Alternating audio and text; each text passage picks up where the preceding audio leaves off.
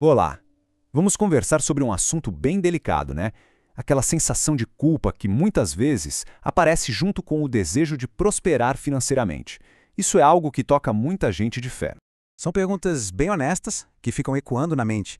Essa ideia de que a espiritualidade e a busca por uma vida financeira, digamos, mais confortável, são coisas opostas, isso cria um conflito interno bem comum. E é exatamente para isso que a gente está aqui hoje. Para tentar desfazer esse nó. Sabe, olhar para uma perspectiva que talvez possa conciliar a fé e esse desejo legítimo de prosperar. Então, vamos lá, vamos mergulhar nisso. O primeiro ponto, que é fundamental, é entender o que as próprias Escrituras dizem sobre o desejo de Deus para o bem-estar das pessoas. Esse versículo, ele é a nossa base. E o que salta aos olhos aqui é a força da expressão acima de tudo. Isso não soa como um desejo qualquer, certo? Mostra que isso é uma prioridade divina. E o peso dessa declaração só aumenta quando a gente lembra quem foi que escreveu, o apóstolo João, ninguém menos que o discípulo considerado mais íntimo de Jesus. A lógica aqui é bem clara. Se o desejo é que tudo vá bem, isso naturalmente inclui a vida financeira. Bom, isso nos leva a uma questão bem importante. Se a prosperidade parece ser um desejo divino, de onde será que veio essa ideia de que a pobreza é um sinal de maior espiritualidade? Essa é a grande questão, não é? Por séculos, essa crença de que a pobreza agrada a Deus se infiltrou em muitas culturas. Só que essa ideia não se sustenta muito bem quando a gente olha para os exemplos da própria Bíblia. O padrão aqui é muito claro e muito poderoso. Vamos pensar em Abraão, o pai da fé.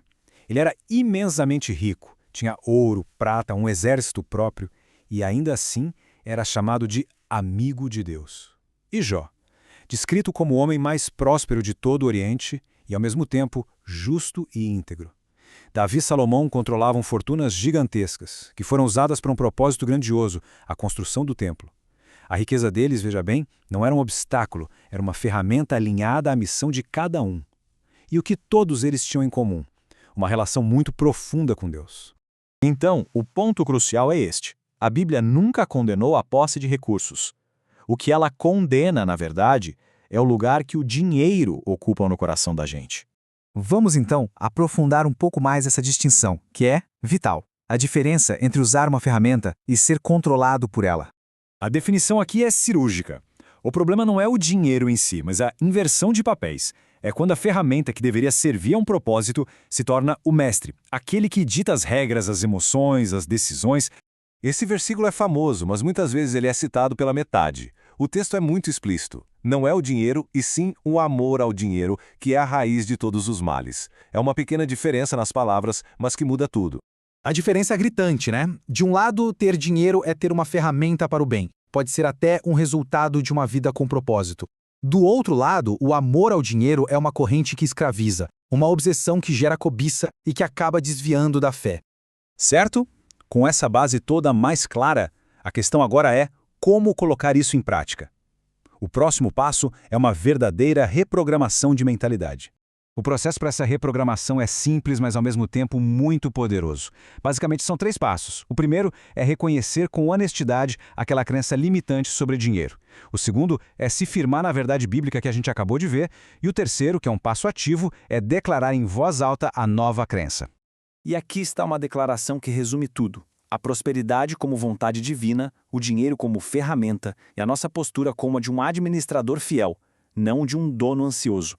Ser um mordomo fiel significa entender que os recursos não são para acúmulo, e sim para uma administração inteligente, para gerar mais, abençoar a família, investir no propósito e ser generoso. É uma mudança de dono para gerente, digamos assim. E essa é a grande conclusão. A prosperidade, dentro dessa visão, não é o objetivo final. Ela não existe para o acúmulo egoísta. Ela é um recurso para cumprir um propósito maior. É a ferramenta que capacita o bom mordomo a impactar positivamente a própria vida, a família, a comunidade. Então, fica aqui uma reflexão final, que meio que inverte toda a perspectiva. E se aquela culpa que paralisa não for um sinal de espiritualidade, mas justamente o contrário? Um engano que impede o acesso aos recursos necessários para cumprir um verdadeiro propósito. É uma ideia poderosa para se refletir.